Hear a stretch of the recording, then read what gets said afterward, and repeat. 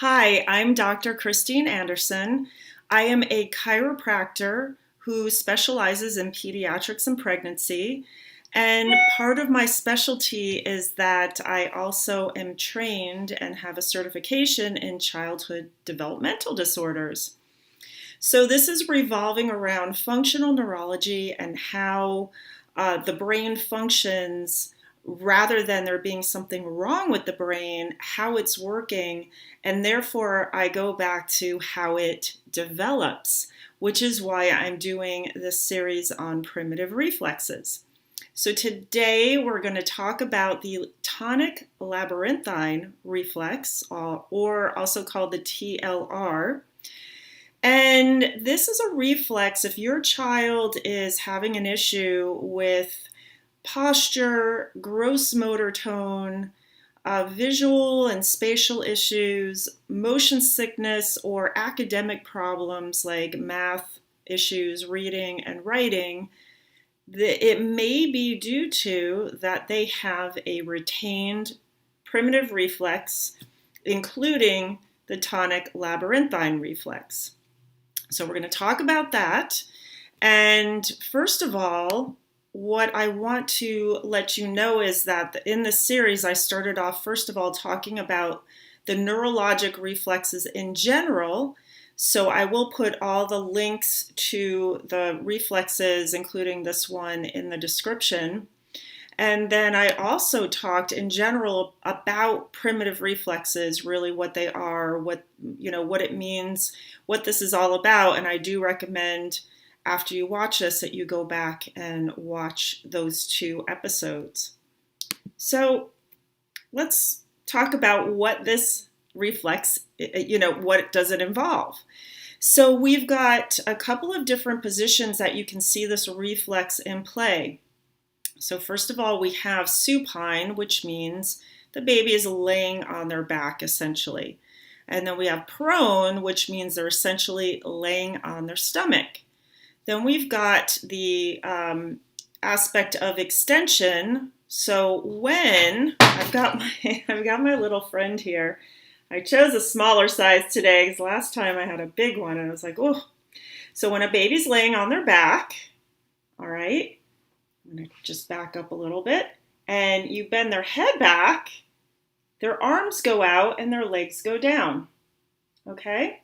When you bring their head forward when they're on their back, then their legs are going to come up and their arms are going to come in. So everything, we call this flexion. Everything will go into flexion.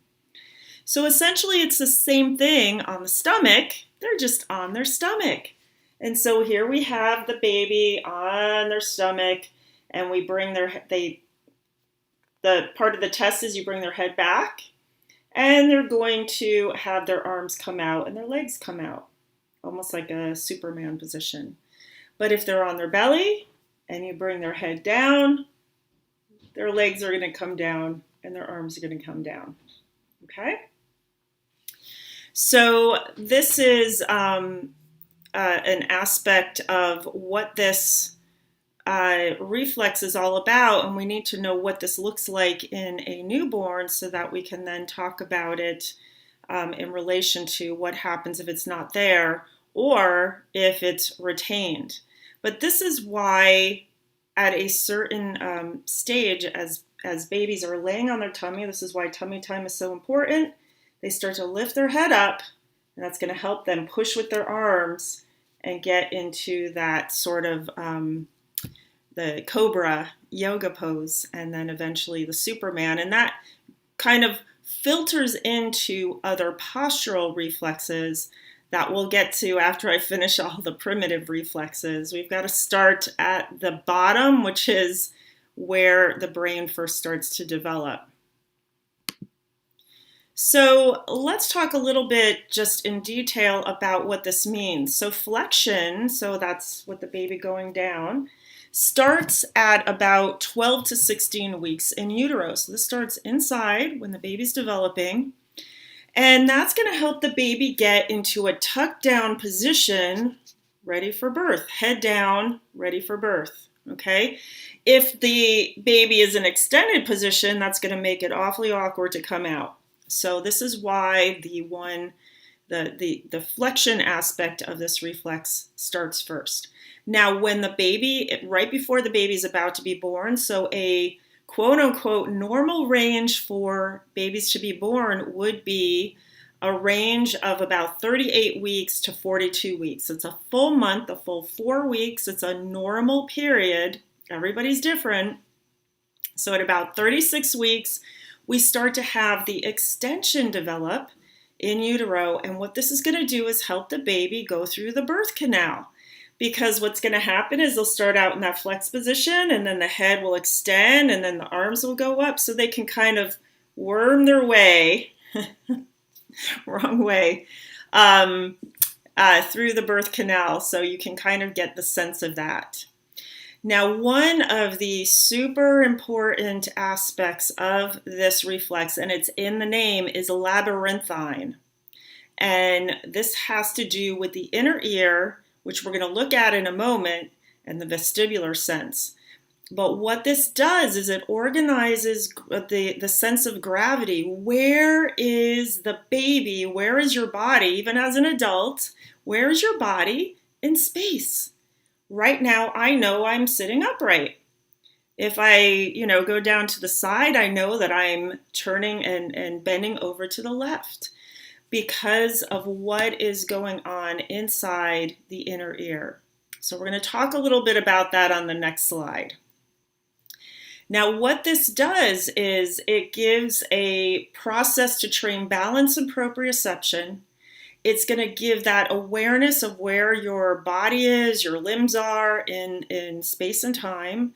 It's going to give head control. So remember I told you in tummy time, the baby then starts to have that input of the head extending so that they can develop the strength to hold their head up. It's going to increase and organize muscle tone. Because of this, we have these primitive reflexes to stimulate the brain, which then helps with the muscle and the body development.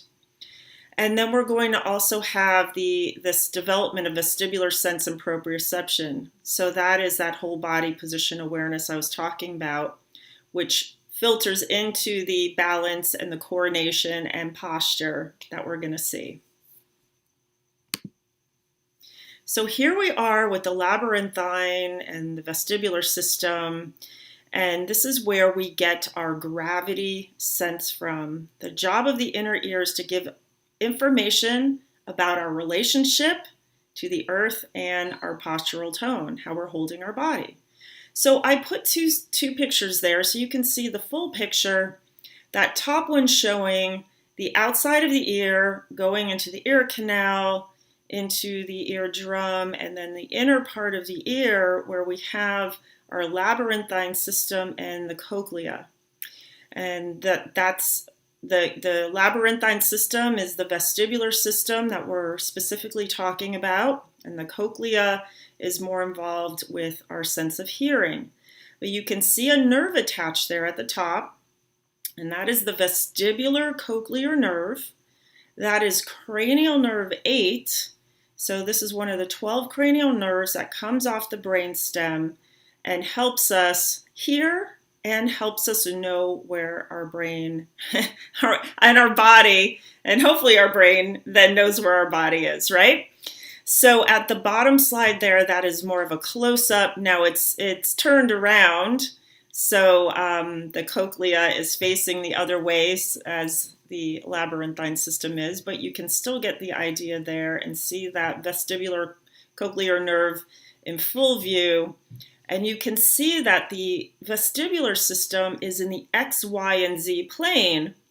So that what happens is that when your head moves, the liquid inside of that system moves. It's hollow, like little canals, and there's little hairs inside those canals, and there's little stones called otoliths, which move in this liquid.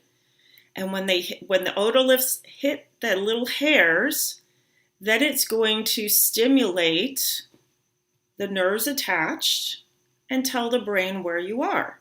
Are you upright? Are you bending forward? Are you bending back? Side to side? Everything in that XYZ placement, so you know what you're doing. So this is also going to help establish our basic postural tone throughout the body because of this. And if we have low tone or too high tone, and when I mean tone, I mean there is a baseline that your muscles are kind of on hold, all right? There's always a baseline that the nervous system is on hold. It's just an underlying sort of like idling speed, right? It's just waiting to have you move or have your body move. So there's postural tone at all times, and it's more when you're sitting up, it's less when you're laying down, but your body's ready to move at a moment's notice. You don't have to wake it up first, it's ready to go. At least it should be. So this other function of the vestibular system is to establish our relationship to our body and space. Not only what's going on internally, right? Where am I? I know I'm upright, but also what's around me, okay? I'm sitting in a chair. There's some space around me here, but there's a lot of stuff going on. So I know my relationship between me and my environment. So this is huge because the vestibular system doesn't act alone. It is in communication with other parts of the body like proprioceptive receptors. Oh my goodness. So we have proprioception in the outer parts of our body. In other words, in our feet and our ankles, it tells our brain where our feet are. That communicates with the vestibular system. And there is also communication with the cerebellum. That's that little bun at the back of the brain, which has a lot to do with coordination and balance. So there's a lot going on, and this inner part, the vestibular system, is also connected to our eyes, right? That makes sense. Okay, so this is why, like if you're spinning, right, and you close your eyes, you might not get as dizzy as if your eyes are open, or people who are dancers will spot, so they'll turn their head as they turn so that they don't get as dizzy. So there's a lot going on with this vestibular system. It is super important, and this is why I'm spending so much time talking about it, because it's a key and crucial part to this tonic labyrinthine primitive reflex. All right, now let's first just talk about if it's not there. So your baby's born, it should be there at birth, and let's just say it's not there, or maybe when I say absence, I'm talking about it's just not there. It could be there, but like not fully, it's a little bit weak. Or let's just say in extension, the baby goes out, but just one arm extends. So there's some asymmetry going on there. So in other words, it's not fully present. This might occur if a baby is born before 37 weeks and is premature, because that extension part of the reflex has not developed yet. So the flexion might be there, but maybe not the extension. In utero constraint. So what this is that there's the baby is stuck in mom's pelvis, not moving so much.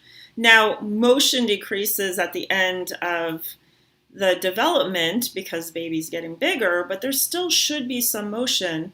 But if there's in utero constraint, and this is often due to a mom's pelvis being out of alignment, this is why I'm a huge advocate of women in pregnancy seeing a chiropractor on a regular basis in pregnancy, just for this factor. And then that baby's not going to be able to move as much, and it can affect the development of the brain stem, the cranial nerve 8, the vestibular cochlear nerve development.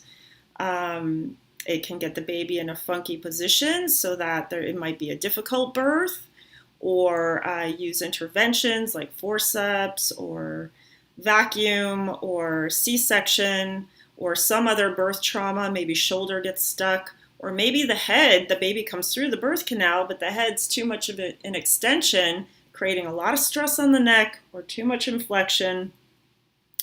And this is when you might get things like cranial restrictions or upper cervical subluxations. So I do recommend, I will put the link to my craniosacral therapy for newborns and babies in the description so you can have a look at that. And I go into a lot of detail of what this looks like and why it's so important. And it's because the primitive reflexes are located in the brainstem. So if you're affecting the brainstem, you're affecting cranial nerves, you're affecting primitive reflexes, and even the activating system of the wake-sleep cycle can get affected. So the labyrinths not functioning properly can be an effect of this compression on the brainstem due to subluxations and restrictions because of the cranial nerve 8. And more severe would be a central nervous system or CNS pathology. This is where there is actually really something going on with the brain itself, okay, the higher brain. And you would see some delays in motor development and other possible mental delays. And this absence of this particular reflex might be an early predictor of cerebral palsy, because it's really hard to tell if a child has cerebral palsy when they're born because it is a higher motor function. But this is one of those indicators. If it's absent and you get your baby checked out by a pediatric chiropractor and they get craniosacral and get their spine adjusted and it's still not coming online, that's something you might want to watch as the baby's developing. And just a little note here too for the absence of primitive reflexes. You really want to make sure your medical pediatrician is checking for primitive reflexes. And you really want to make sure that they tell you if they are present or absent, and you might need to ask, because they don't oftentimes, their training is not such that they're understanding the concept of how important these are. It's just something they're sort of taught in medical school, but not really the significance about the absence. And also, if they're retained, I do not know, most medical pediatricians are not checking as that child is developing in the first year to make sure that they integrate. And if they don't integrate, they're really not versed in what to do about it. So this is something, another reason why you should have a pediatric chiropractor on your team who is versed in cranial sacral work and also with functional neurology and reflex work. All right, enough said. Let's move on. All right, so this reflex, this primitive reflex, has two parts to it, and they integrate at different times, just like they come online at 2 different times. So the flexion aspect should integrate by 3 to 4 months. And then the extension aspect should fully integrate no later than 3 years, although oftentimes I'll see it happen sooner, and that's okay, as long as it was there. But by 3 years or so, give or take a few months, that should fully integrate. And that is necessary because otherwise there may end up being a delay in milestones, or there also may be a lack of emergence of the postural reflexes that come after the primitive reflexes. So we need to have all those rungs of the ladder taken care of as we're doing our brain development. So if you stand your child up, have them put their feet together, close their eyes, drop their head down, nothing should happen. Their body should stay there. But if they sway forward and the arms come forward and they may even fall forward and have to take a step forward, so there's different degrees, then this is a positive retained tonic labyrinthine reflex inflection. If they have them put their head back and they start falling back, or they sort of like, their shoulders go backwards as a result of their chest kind of coming forward. You kind of know it when you see it. They have trouble just dropping the head forward and back without any movement of their body whatsoever. So this is a positive retained tonic labyrinthine reflex. And in the future, I'm going to be doing some videos on how to look for this, and also some videos with the remediation exercises. And typically, when I have a patient come in, I will have mom or dad tape me doing the exercises with the child for reference. So I haven't yet put them on my YouTube channel, but that will be coming in the future. All right, so what to look for if you see that your child is having issues with balance, coordination. Maybe they're finding it hard to swim, coordinating their upper and lower part of their body. They have a slump posture. It's kind of shrunken when they're sitting or standing. They might toe walk, and that could be because their head gets heavy because they're slumped forward, or they have another retained primitive reflex, which we'll talk about. One of the key indicators is weak core and neck muscles, hard to hold their head up, especially if they're laying on their back. Lifting their head up is super hard.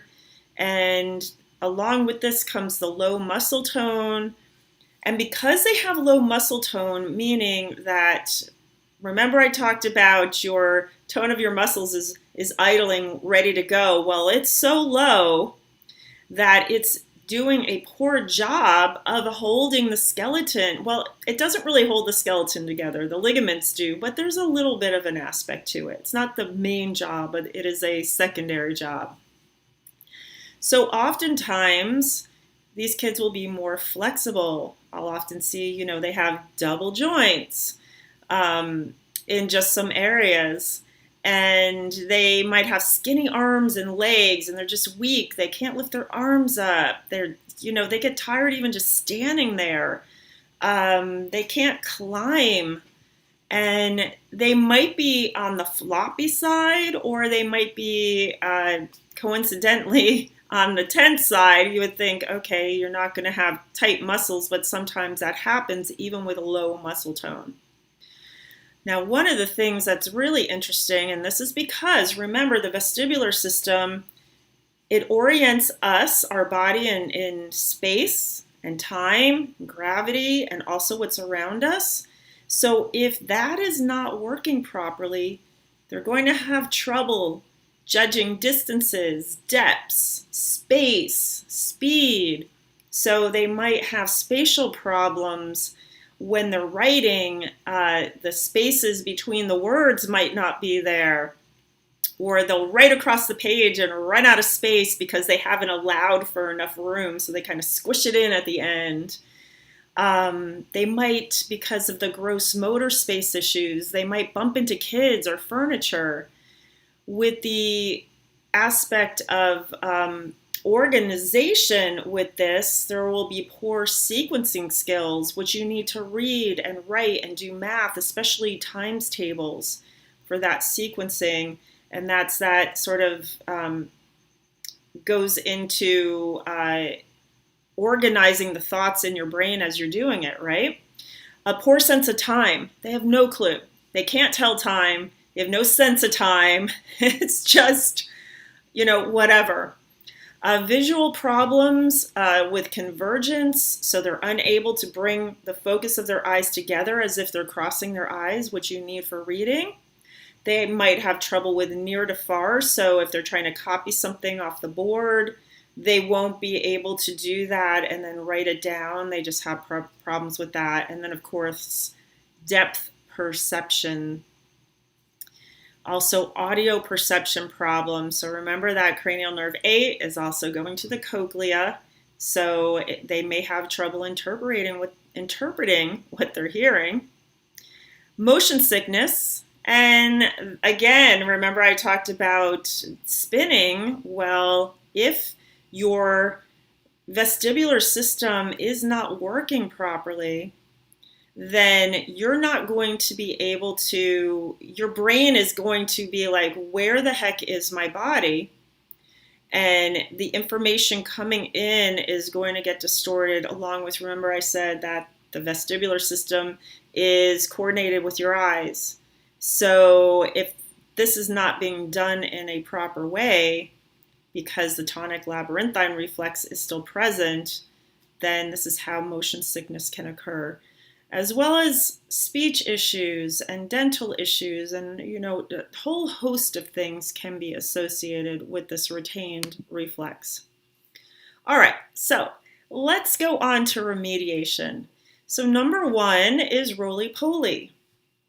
This is the flexion aspect of the tonic labyrinthine reflex. So we are going to have the child come into that flex posture and hold themselves up. Now, if you are having trouble with a retained TLR, this is not going to be easy. And so sometimes we go in stages.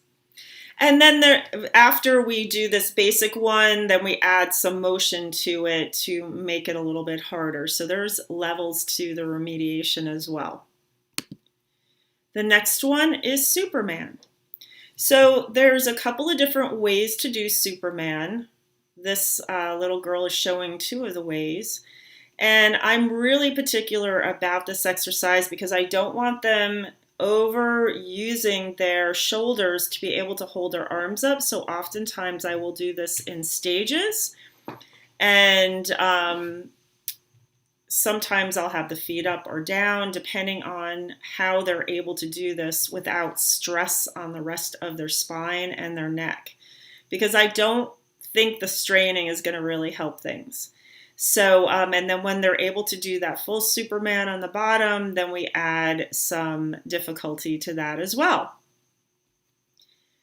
So it's hard to believe that some simple exercises can help with all the things that I just talked about, but it comes down to the function of the brain and the development of the brain, and we can go backwards to help that brain development so that it can move forwards and not skip a step and do workarounds.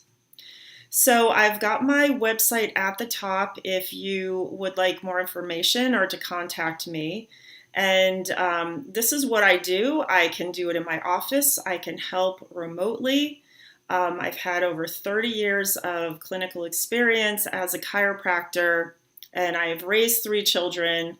And this is what I'm here for, is to help you and your family and your child be the best that you can all be. And I hope that you will reach out to me soon.